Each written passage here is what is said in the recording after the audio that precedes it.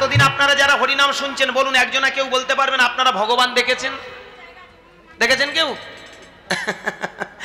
কেন দেখতে পাননি কেন? আমার নিমাই চাঁদ তো বলেছিল প্রত্যেকটা মানুষের ভগবত দর্শন হয়।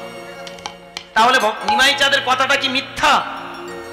এই ভগবত দর্শন কাকে বলে, ভগবান বস্তুটা কি আমরা এখনো কেউ বোঝার চেষ্টা করিনি। তথাকথিত আজকের দিনে সেটা আর বোঝানো হয় না। এই জন্য নিমাই চাঁদ ওই দুটো বাহু তুলে বললেন, হরে কৃষ্ণ কৃষ্ণ কৃষ্ণ হরে হরে, হরে রাম রাম রাম হরে হরে। কথাটার অর্থ কি? আছে কথাটার অর্থ কি? ওরে এই পৃথিবীতে তোমরা যারা এসেছো, হ্যাঁ বাবা, এই আমরা যারা এসেছি আমাদের কি বলছে? ওরে তোরা হরে কৃষ্ণ, তোরা হরে কৃষ্ণ, একবার কৃষ্ণের মতো হরে। ওই চারটে কৃষ্ণ, গোবিন্দ, বাসুদেব, জগন্নাথ, বলভদ্র, ও তো আমাদের মতো জালি লোকেদের একটা ব্যবসা। কি বলুন? আমরা বলি কি, এই যে চারটে কৃষ্ণের ভিতরে চারজন আছে। কে কে? গোবিন্দ, বাসুদেব, জগন্নাথ, বলভদ্র। কত ভাগ করে দিচ্ছি, চারটে হরে আলাদা, চারটে কৃষ্ণ আলাদা, এইসব রাম আলাদা। আমি পা দুটো জড়িয়ে ধরে বলবো, এইসব ব্যাখ্যা করে মানুষ আজ বিভ্রান্তির পথে।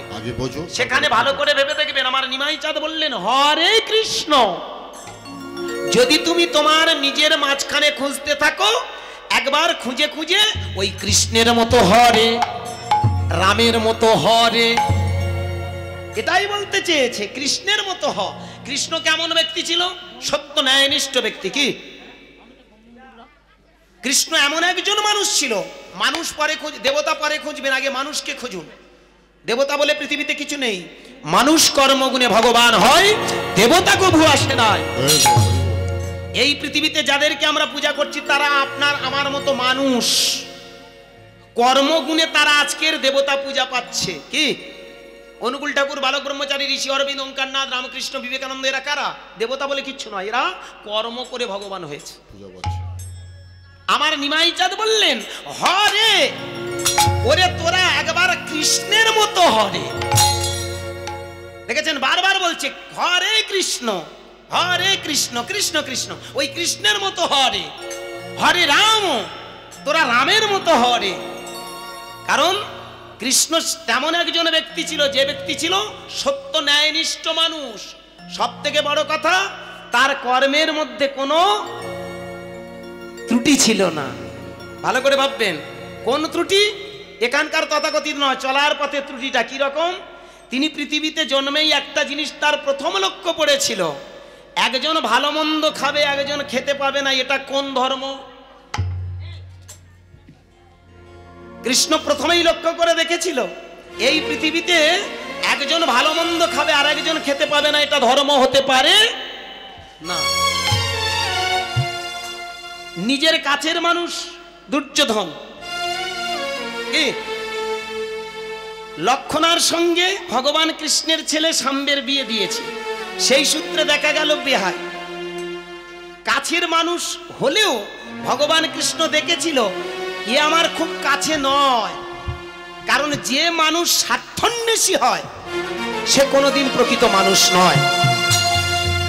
প্রথমেই উনি গলায় কাপড়টা দিয়ে ভগবান কৃষ্ণের কাছে গিয়ে, দুর্যোধনের কাছে গিয়ে কৃষ্ণ বলেছিল, বেহাই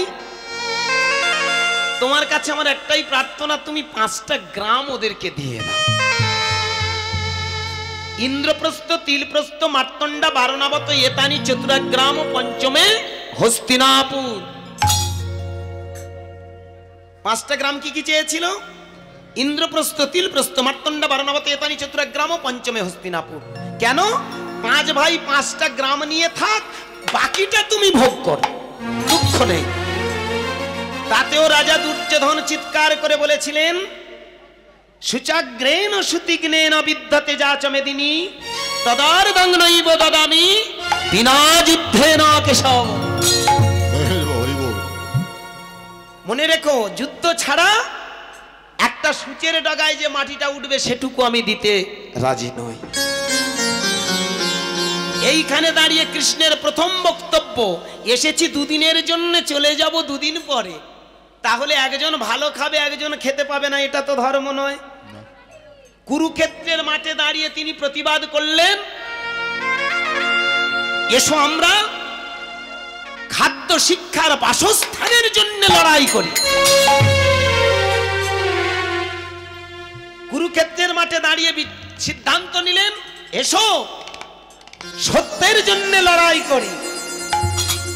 এই কথা দিয়ে শিখিয়ে দিল কি, আমার নিমাই চাঁদ শেখাতে আসলো, তোমরা কৃষ্ণের মতো হও, হরে কৃষ্ণ, হরে ওরে একবার হরে হরে রাম। দেখেছেন তিনি সিদ্ধান্ত দিচ্ছে রামের মতো হ। রাম কেমন? রাগ করবেন না, এখন যদি জয় শ্রীরাম বলা যায় খবর অন্যরকম হয়ে যাবে। বলবে এ শালা বিজেপি করে, কি বলুন জয় শ্রীরাম, তাহলে শালা বিজেপির লোক। আমি পা দুটো জড়িয়ে ধরে বলবো অপরাণ দেবেন না, ঠান্ডা মাথায় ভেবে দেখবেন, রাম সেই ব্যক্তি যে ব্যক্তিটা এই পৃথিবীতে এসে শিক্ষা দিয়ে গেছে সত্যের জন্যে সব কিছু ত্যাগ করা যায়, কোনো কিছুর জন্যে সত্যকে নয়। তার প্রমাণ ভালো করে ভেবে দেখুন, বাবা কৈকেয়ীর কাছে, মানে রাজা দশরথ কৈকেয়ীর কাছে দুটো বর দেবে বলে অঙ্গীকার করেছে, এবং যেদিন রামচন্দ্রের রাজ্যাভিষেক হবে সেই দিনেই দেখা গেল ওই মন্থরার কুমন্ত্রণাতে কৈকেয়ী দুটো বর চেয়ে নিল। ঠিক তো? রামায়ণের গল্পটা ভালো করে লক্ষ্য করে দেখুন। রাজা দশরথ কাঁদতে কাঁদতে কৈকেয়ীর হাতে পায়ে ধরার মতো একটাই কথা বলেছিল, তুমি ফিরিয়ে নাও।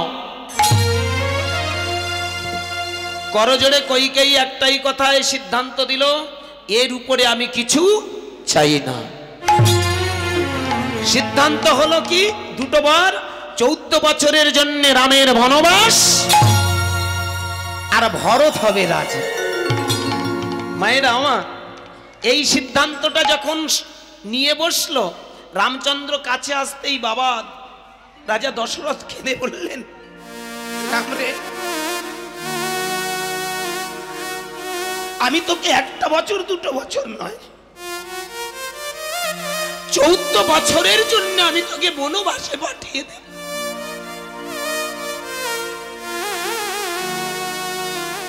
আমি তোর বাবা, আমি তোর হাতে ধরে, আমি দরকার হলে তোর পায়ে পড়ে মিনতি করছি, তুই আমাকে ক্ষমা করে দে।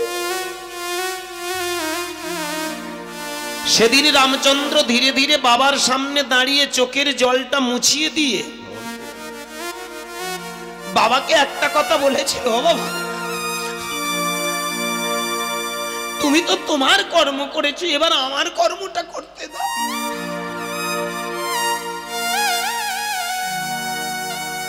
তুমি বাবা, আমি তোমার সন্তান, তাই তুমি তোমার কর্ম করেছো, তোমার কথা তুমি বলেছো, এবার আমি সন্তান হয়ে তো আমার একটা দায়িত্ব কর্তব্য আছে, তাই আমি কথা দিলাম তুমি সত্যভ্রষ্ট হবে না বাবা, তুমি সত্যচ্যুত হবে না, আমি কথা দিলাম। আমি 14 বছর কেন, যদি আমাকে 14 জনম বনবাসে কাটাতে হয় আমি রাজি। কাঁদতে কাঁদতে বিদায় নিল। রামচন্দ্র গিয়ে দাঁড়ালো চিত্রকূট পর্বতে। 7 দিন পরে খবর পৌঁছে গেল রাজা দশরথ মারা গেছে। কথাটা ভালো করে ভাববেন। যখন বাবা মারা গেছে খবরটা এসে দাঁড়ালো, পৌঁছালো, সঙ্গে সঙ্গে রামচন্দ্র হাউ হাউ করে কেঁদে বলে উঠল, বাবা আমি তো তোমার সন্তান, আমি তোমাকে খুশি করব বলে, সুখী করব বলে আজ আমি বনবাসে এসেছিলাম।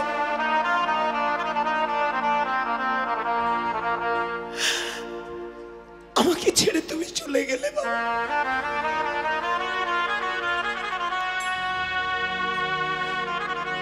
ওই চিত্রকূট পর্বতে যত মুনি ঋষিরা ছিল সবাই মিলে বলে উঠল, রাম ফিরে যাও, তোমারই বিহনে অযোধ্যা ধাম অন্ধকারাচ্ছন্নে আবৃত হয়েছে। তোমারই বিহনে আজকের দেখো সমস্ত অযোধ্যা ধামটা শোকে মুহ্যমান। তুমি ফিরে যাও, তুমি গেলে ওরা খুশি থাকবে, সুখে থাকবে। ওইখানে দাঁড়িয়ে সেদিন শ্রীরামচন্দ্র একটা দামি কথা বলেছিল জানেন? আজকের আপনাদের কথা মতো যদি আমি চলে যাই, আমি জানি অযোধ্যাবাসী সবাই শান্তি পাবে, অযোধ্যাবাসী সবাই সুখী হবে। কিন্তু যারা বিচক্ষণ, যারা সদাচারী, যারা সত্যান্বেষী আমার দিকে অঙ্গুলি নির্দেশ করে বলবে বেঈমান, লোভী রামচন্দ্র আজ লোভের বশবর্তী হয়ে আবার ফিরে এসেছে। হে মুনিবর, আমি তো সত্যচ্যুত হতে পারবো না, আমি তো সত্যভ্রষ্ট হতে পারবো না। যে মানুষ সত্য থেকে বিচ্যুত হয় সে কোনোদিন মানুষ হতে পারে না।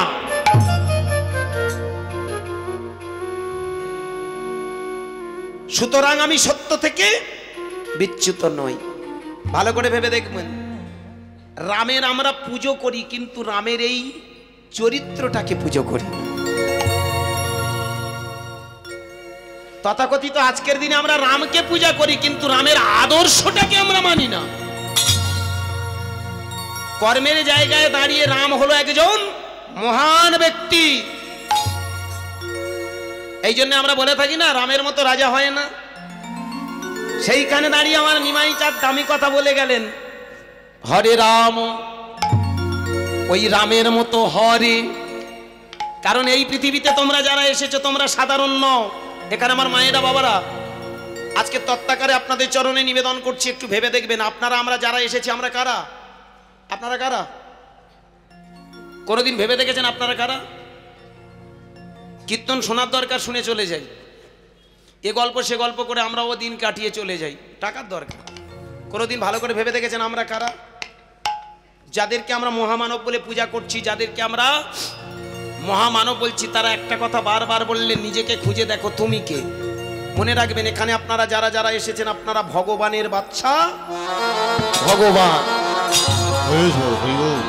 কি আপনারা ভগবান তো নাকি? স্বীকার করেন তো?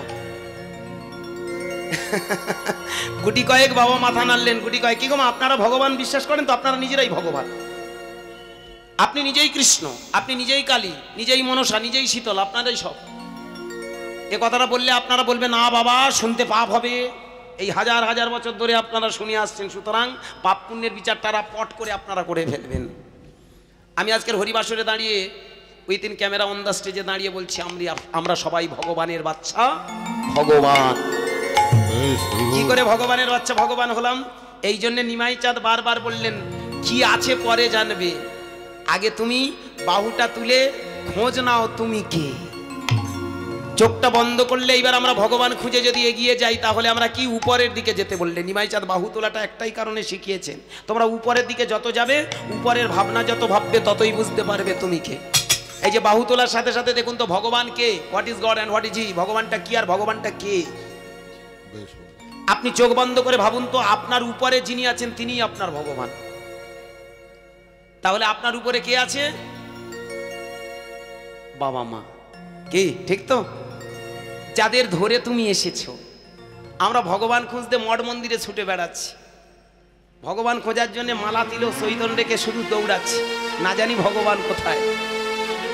আজকের অপরাধ নেবেন না, ধর্মটাকে বিকৃত করে সনাতন ধর্মটা শেষ হয়ে গেছে। বেদের যুগ থেকে সনাতনী যারা, ভালো করে ভেবে দেখবেন আমাদের সনাতন ধর্মের 4টে ধাপ আছে। প্রথম হলো ব্রহ্মচর্য, তারপরের স্টেপ হলো গারস্থ, তারপরের স্টেপ হলো বানপ্রস্থ, তারপরের স্টেপ হলো সন্ন্যাস। এখন এই 4টের মানে আমরা জানি না, অথচ আমরা সনাতনী বলি। ব্রহ্মচর্য মানে কি? তখনকার দিনে মানুষদের, ছোট ছোট বাচ্চাদের শেখানো হতো তুমি কে, তুমি কোথা থেকে এসেছো। বাচ্চাদেরকে আগে শেখানো হতো তুমিটাকে। এই যখন তুমি তোমাকে নিজেকে খুঁজতে চাইবে, নিজের আত্মানাং বিদ্ধি, নিজেকে জানতে চাইবে, তখন আস্তে আস্তে সেই যে পালন করার সময় বা খুঁজে পাওয়ার যে সময়টার নাম হলো ব্রহ্মচর্য। যেদিন তুমি আত্মতত্ত্ব জ্ঞান জানবে সেদিন তুমি সংসারে আসবে। এই আত্মতত্ত্ব জ্ঞান জেনে যেদিন সংসারে আসবে দেখবে এই সংসার জীবনটা তোমার কাছে অনেক সুন্দরময় হবে এবং গারস্থ জীবনটা তোমার অনেক সুন্দর হবে। এই গারস্থ জীবনের সাথে সাথে বানপ্রস্থ মানে কি, নিজের জীবনটার সাথে সাথে সমাজ তথা বিশ্বের কল্যাণের জন্য জীবনের উৎসর্গ করার নাম হলো বানপ্রস্থ। শেষ জীবনটা সন্ন্যাস। সন্ন্যাস মানে চৈতন্য রেখে যাওয়াটার নাম নয়, সাতন্যাস, সন্ন্যাস। অর্থাৎ তুমি যে ব্রহ্মচর্য পালন করেছো, তুমি যে সেই ব্রহ্মজ্ঞানী হয়ে তোমার সংসার জীবনটা কাটিয়েছো, সমাজটাকে সুস্থ রেখেছো, অবশেষে শেষ জীবনে এইটুকু ভাবো তুমি অনেক সুন্দর। এই যে সৎ সুন্দরের নাম হলো সন্ন্যাস। নিজেকে সুন্দর ভাবা, সুন্দরময়ের সঙ্গে নিজেকে মিলিয়ে দেওয়ার নাম হলো সন্ন্যাস। চৈতন্যকে মালা নিয়ে ঘর থেকে বেরিয়ে যাওয়াটা সন্ন্যাস নয়। তথাকথিত আজকের দিনে সেটা বিকৃত হয়ে গেছে এই কলিযুগে। বুঝার ব্যাপার না। সৎ সুন্দর ভাবে জীবন্যাস করো, তবেই তুমি জানবে তুমি প্রকৃত সন্ন্যাসী। সেই জীবনে অনেকে দেখবেন বুড়ো হয়ে গেছে তবুও লোকের একটু কাটি দেয়, দেয় না? মায়েরা, অনেক মা করে কি জানেন, ছেলেদেরকে লেলিয়ে দেয়, জানা যা সারাদের মারি মেরে আয়, ঠেঙিয়ে আয়। বিছানায় শুয়ে আছে তবু বলে যা যা সারাদের মার মার। আমি পা দুটো জড়িয়ে ধরে বলবো তারা বাবা মায়ের উপযুক্ত নয়, তাদের শেষ জীবনটা কোনোদিন সুন্দর হতে পারে না। যে কারণে অন্ধ ধৃতরাষ্ট্র পর্যন্ত যেখানে কিং জিতাং বারবার কথাটা বলেছিল। যেদিন কৃষ্ণ এসে সামনে দাঁড়িয়েছিল, অন্ধ ধৃতরাষ্ট্র প্রশ্ন করেছিল, বল কেন তুই আমার ছেলেগুলোকে এই সর্বনাশ করলি? অন্ধ ধৃতরাষ্ট্র সেদিন প্রশ্ন করার সাথে সাথে আমার কৃষ্ণ দাঁড়িয়ে বলেছিল, পিসমশাই তোমার শেষ জীবনটা তো বড় দুঃখেও কাটিয়ে দিলে। সারা জীবন তুমি যতটা না ক্ষতি করেছো তার থেকে শেষ জীবনে আরো বেশি বসে বসে তুমি তোমার সংসার, তোমার নিজের জীবনটাকে তুমি ক্ষতি করলে। কারণ শেষ জীবনে যারা নিজের জীবনে বারবার সুন্দরের ভাবনা ভাবে, সমাজ জীবনটাকে সুন্দর করার ভাবে, তারাই প্রকৃত সন্ন্যাসী। আজকের ভক্তমণ্ডলী, ভক্তিমতী মায়ের আমরা বর্তমান দিনে ভুলে গেছি। সেই সনাতন ধর্মের মানুষ হয়ে আমরা ছুটে যাচ্ছি, ভগবান কোথায়? আমি পা দুটো জড়িয়ে ধরে প্রথমেই বলবো, ভগবান তোমার সামনেই পড়ে আছে। গয়া, কাশী, বৃন্দাবন, মথুরা, প্রয়াগে, দ্বারাবতী, কঙ্কলে ভগবান নয়, তুমি যেন সব থেকে তোমার কাছেই পড়ে আছে তোমার দুটো দেবতা। আমার নিমাই চাঁদ বললেন, বাহু তোলার সাথে সাথে চোখটা বন্ধ করো, তাহলেই জানতে পারবে তুমি কাকে ভগবান বলে খুঁজছো। আর সেই ভগবান খুঁজতে গিয়েই তুমি প্রথমেই খুঁজে পাবে তোমার ঘরের বাবা মা।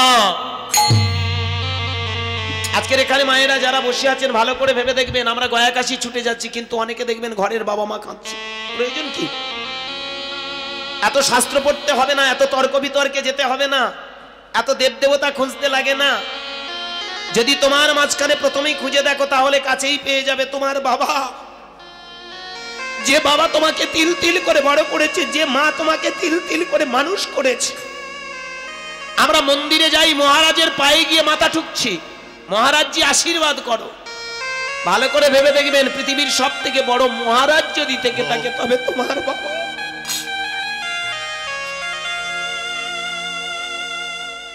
ওপরে কৃষ্ণ পুজো করছি, রাধা রানীকে পুজো করছি। আরে রাধা একবার তুমি নয়ন ধারা দিয়ে তুমি দেখে খুঁজে নাও, তোমার চোখের সামনে পড়ে আছে, তোমার নয়ন জলে খুঁজলে বুঝতে পারবে তোমার রাধা। হরি বল। তোমার মায়ের উপরে পৃথিবীতে কোনো দেবী নেই, তোমার বাবার উপরে কোনো দেবতা নেই। বেদের যুগ থেকে আজ একটা সিদ্ধান্ত, পিতা স্বর্গ পিতা ধর্ম পিতা হি পরমাং তপপ্রীতরি প্রতিমা পণ্যে প্রিয়ন্তে সর্বদেবতা। কি বলছে? ভূমের গড়ীয়সী মাতা স্বর্গ তুচ্ছতর পিতা, জননী জন্মভূমিশ্চ স্বর্গাদপি গড়ীয়সী। বাবার উপরে কোনো দেবতা খুঁজতে যেও না গো, মায়ের উপরে কোনো দেবীকে তুমি খুঁজতে যেও না। দেখেছো, যেদিন তুমি সাধনায় ব্রতী হয়েছিলে সেদিনও কিন্তু তোমার মহারানী দাঁড়িয়েছিল তোমার কাছেই, তোমার মা। আজকের এখানে ভক্তিমতী মায়েরা ভালো করে ভেবে দেখবেন, আমরা সাধনা করতে যাচ্ছি, কিন্তু ভেবে দেখবেন সব থেকে বড় সাধনার ক্ষেত্রে দাঁড়িয়ে আমরা সাধিকাকে খুঁজে পেয়েছিলাম। ভেবে দেখুন তো, এই পৃথিবীতে আমরা আশ্রমে যাচ্ছি, ওই আশ্রমে গিয়ে কোথায় ইস্কন, কোথায় গৌড়িয়া, হারানন্দ, ভবানন্দ, শিবানন্দ, কত আশ্রমে আমরা যাই, কিন্তু কোনোদিন ভেবে দেখেছেন আশ্রম কথাটার মানে কি?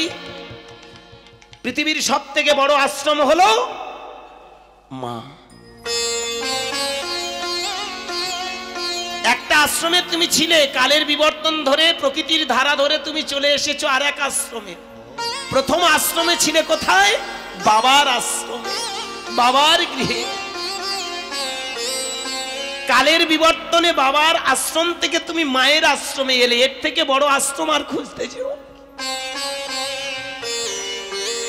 পৃথিবীতে বড় আশ্রম বাবা, তারপরে তুমি মা, কারণ যে মা তোমায় আশ্রয় দিয়েছে একদিন দুদিন নয়, 10 মাস 10 দিন উচ্চ পদে হেষ্ট মুন্ডে তুমি সাধনা করেছো।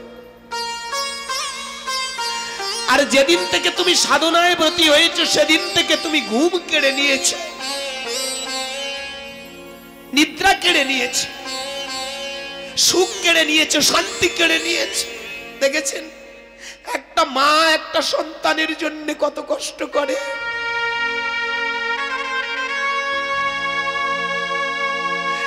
দিনের পর দিন, রাতের পর রাত খাওয়া নাওয়া ত্যাগ করে একটা সন্তানকে বড় করে। যেদিন থেকে তুমি মায়ের গর্ভে এলে সেদিন থেকে কোনোদিন দেখেছো তোমার যে মহারাজটা কত কত দুশ্চিন্তা নিয়ে কাটায়। বাড়িতে ঢুকেই সঙ্গে সঙ্গে আগে খবর নেয়, কি গো ঠিক আছে তো, কোনো অসুবিধা নেই তো? তাহলে যে তোমার প্রথমেই খবর নেয় সেই তো তোমার সব থেকে বড় ভগবান। এ জগতে জানবেন সেই মাকে যারা কাঁদায়, সেই বাবাকে যারা দুঃখ দেয়, জানবেন তারা পাষণ্ড। আজকের তথাকথিত ধর্ম আমাদেরকে মঠ মন্দিরে যেতে শিখিয়েছে, শেখাচ্ছে। ভেবে দেখবেন, ঘর ছাড়ো, বাবা মা ছাড়ো, সংসার ছাড়ো, তবেই তুমি সাধক। আমি পা দুটো জড়িয়ে ধরে বলবো এটা কোনোদিন সাধনার প্রসেস নয়। পৃথিবীতে তুমি যদি বাবাকে ভালোবাসো, মাকে যদি তুমি শ্রদ্ধা ভক্তি করো, তাহলে জানবে তুমি সব থেকে বড় সাধক। মা মা পৃথিবীতে সবাই ভুলে গেলেও মা কোনোদিন ভুলে না গো। মায়ের হাড় যদি মাটিতে যায় পোতা, তবু বলে আমার বাচ্চা রইলি।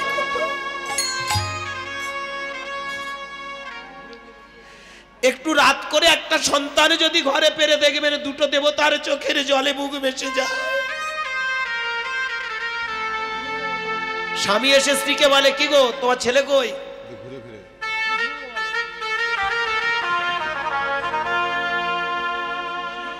জয় শ্রী রাধে। আচ্ছা ঠিক আছে, জয় শ্রী রাধে, ঠিক আছে, দেবে দেবে দেবে মাইক্রোফোন নিশ্চয়ই দেবে।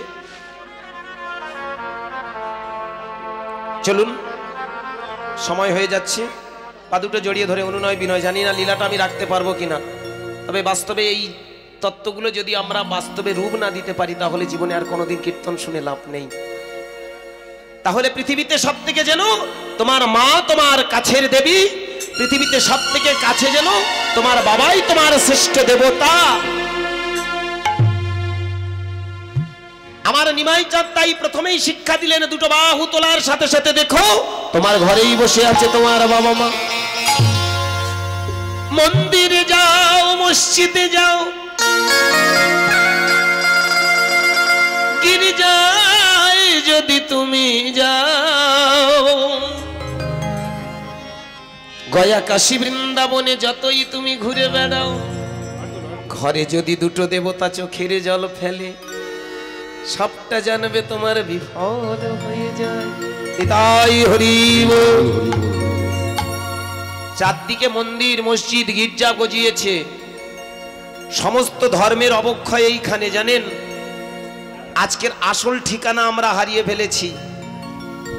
নিমাই চাঁদ 500 বছর আগে নবদ্বীপের মাটিতে এসে দাঁড়িয়ে বললেন, বাহুটা তোলার সাথে সাথে যে ভগবান ভগবান খুঁজে বেড়াচ্ছ ওই মন্দিরে গিয়ে তুমি পূজা দিচ্ছ। হ্যাঁ বাবা, আমরা রাশিকৃত পূজার থালা সামগ্রী নিয়ে যাই, এটা পূজা নয়। ক্ষমা করবেন, আমার কথাটা ভাববেন, এটা বাহ্যাচরণ। পূজা কথাটার অর্থ হলো পুনঃ পুনঃ জাগরণ। তোমার ভিতরে চেতনাটাকে বারবার জাগাও, তোমার ভিতরের চেতনাটাকে বারবার তুমি তুলে ধরো। উত্তিষ্ঠিত জাগ্রত প্রাপ্য বরণ্য নিবোধত, তার নাম হলো পূজা। সেই কথাটা আজকের বিকৃত হয়ে শুধুমাত্র আমরা থালা ভর্তি করে যাচ্ছি মন্দিরে। দেবতা, ভালো করে ভেবে দেখবেন কথাগুলোর মানে আমরা বুঝিনি। দেবতা, ওনারা বলছেন আমাদের কাছে যে এসেছো দেবতা, তুমি বলছো দেবতা আর আমি বলছি দেবতা, দেবী। জয় শ্রী রাধে। তোমরা আমাকে বলছো আমি দেবী, আমি কথা দিলাম দেবই। কথাগুলোর মানে বুঝবেন ভক্তমণ্ডলী, বাবা মায়েরা। দেবতা মানে কি? আমি সাধন ভজন করে মনন চিন্তন করে আমি খুঁজে যেটা পেয়েছি আমি দেবতা। দেবী, আমি আমার এই জীবন ধারায় আমার এই প্রেক্ষাপটে দাঁড়িয়ে আমি যেটা খুঁজে পেয়েছি দেবই, তাই তুমি আমায় বলছো দেবী। বোঝার চেষ্টা করবেন, কোনোদিন কোনো দেবদেবী বলে না যে আমাদের পূজা করো, কোনোদিন কোনো দেবতা বলে না আমাদের সেবা পূজা করো। আমরা সেবা পূজা নিয়ে দুবেলা শুয়ে আছি, রাগ করবেন না। আমরা কোনোদিন ভেবে দেখি না নিজের পূজাটা নিজে করো। নিমাই চাঁদ তাই বললেন, জাগ নাই যোগ্য নাই নাই বলিদান, জাগ নাই যোগ্য নাই নাই বলিদান,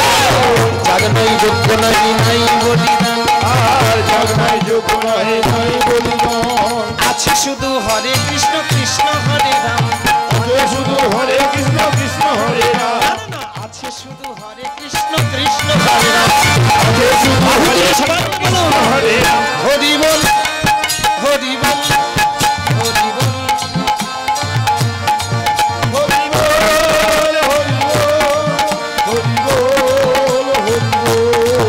হরি বল, হরি বল, হরি বল,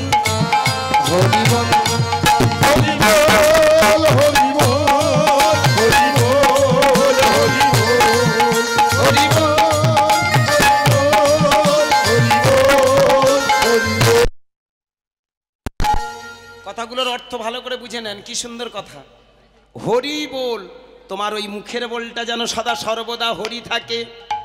হরে কৃষ্ণ কৃষ্ণের মতো হরে, রামের মতো হরে। আরো ভালো করে ভেবে দেখুন। আর সেইখানে দাঁড়িয়ে বললেন, বাহুটা তুলেই প্রথমে তুমি কোন দেবতাকে খুঁজে পেলে? আস্তে চলুন আমাদের তত্ত্বের মধ্যে দিয়ে গিয়ে যাই। বাহুটা তোলার সাথে সাথে আমরা খুঁজে পাচ্ছি কাকে? প্রথম পেয়ে গেলাম আমাদের ঘরের বাবা মা। এইবার জিজ্ঞাসা করুন ভগবানটাকে। তাহলে বাবা মা যদি ভগবান হয়, আমার বাবা আমার ভগবান, আপনার বাবা আপনার ভগবান, আপনার বাবা আমার ভগবান নয়, ঠিক তো? আপনার বাবা আমার কাছে ভগবান হবে কি? আমার বাবা আপনার ভগবান হবে কি? কোনো কালে নয়। তাহলে লক্ষ্য করে দেখুন, আমার কাছে আমার বাবা মা ভগবান, তাহলে এ বিশ্বের আদিকে এইবার বোঝার আছে বাবা। নিমাই চাঁদ বললেন দুটো বাহু তুলে আর একটু এগিয়ে যাও। তোমার বাবা মা তাহলে তোমার কাছে যদি ভগবান হয়, তোমার বাবা মার ভগবানকে বেশ তার বাবা মা, তার বাবা মা, তার বাবা মা, তার বাবা মা, তার বাবা মা, তার বাবা মা, তার বাবা মা, যাও উঠে যাও উপরে। এই যে বাহু তোলা মানে তুমি তোমার মনটাকে তোলো, বিবেকটাকে তোলো, চৈতন্যটাকে তোলো। আর যত উপরে উঠবে তত আস্তে আস্তে দেখবে একটা মানুষ খুঁজে পাচ্ছ, সেই মানুষটা যেন আস্তে আস্তে সবার ভগবান হয়ে যাচ্ছে। সেটা কিরকম? আমার কাছে আমার বাবা মা ভগবান, আমার বাবা মার কাছে তার বাবা মা, তার বাবা মা, তার বাবা মা, তার বাবা মা, এইভাবে খুঁজতে খুঁজতে আমরা কি পাচ্ছি বাবা? এখানে আপনারা যারা যারা এসে আছেন ভালো করে লক্ষ্য করে দেখবেন, সবার একটা করে গোত্র আছে, আছে তো? কাশ্যপ, শাণ্ডিল্য, মৌদগল্য, ভরদ্বাজ, আত্রেয়, এখানে আপনারা যারা যারা বসে আছেন সবার একটা করে গোত্র আছে। সেই না না, সেটারও তো আছে। এইবার রহস্যটা কোথায় লুকিয়ে দেখুন। আমি বলেছিলাম যে আমরা সবাই ভগবান। লক্ষ্য করে দেখুন, ঠিক বিয়ে হতে গেলে কত কিছু গোষ্ঠী ধরা হয়। এই গোষ্ঠীটা অন্য কিছু নয়, ভালো করে দেখবেন যাদের ধারা ধরে এসেছে। কি ভেবে দেখবেন, আমাদের যে গোত্রগুলো, ঠাকুরমশাই বলে না, এই তোমার গোত্র কি, এই তোমার গোত্র কি। আবার ছেলের বাবা মেয়ের বাবা গিয়ে খবর নেয়, তোমার গোত্র কি, তোমার গোত্র কি। গোত্র ধরা হয়। গোত্র মানে কি? এক একটা মুনি ঋষির বংশধর। তাহলে মুনি ঋষির বংশ ধরে আমরা এসেছি। এখানে ভালো করে ভেবে দেখবেন, আমাদের পুরাণ, আমাদের শাস্ত্র অনুযায়ী বলছে, আস্তে আস্তে কেউ বলছে 51টা, কেউ বলছে 54টা। তর্ক নয়, সিদ্ধান্ত এটাই। আস্তে 54টা যদি গোত্র হয়, এই 54টা মুনি ঋষি ছিল, তাদের বংশধর ধরে আমরা যারা এসেছি, আমরা কিন্তু ভালো করে ভেবে দেখবেন ওই মুনি ঋষির সন্তান। তাহলে আমরা কারা? নিমাই চাঁদ এই কানে দাঁড়িয়ে বললেন, তোমরা মনে রেখো, তোমরা ঋষিপুত্র, ঋষির পুত্র, তোমরা ঋষি কন্যা। এইবার ভাবো, ঋষিপুত্র ঋষি কন্যা যদি হও, ওই ঋষিদের বাবার নাম কি?